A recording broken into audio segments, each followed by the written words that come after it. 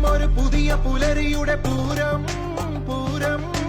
അഴക് കുടയും ഒരു ഇനിയ ചെറുവയിലിൽ നിറയായി തുടരാ.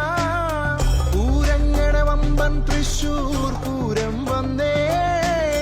പൂമാനോം പൂത്തു നിറഞ്ഞേ പൂരം കാണാൻ. ചെറുപൂരം മെട്ടും കൊട്ടിക്കേറണരോളം കാണാം.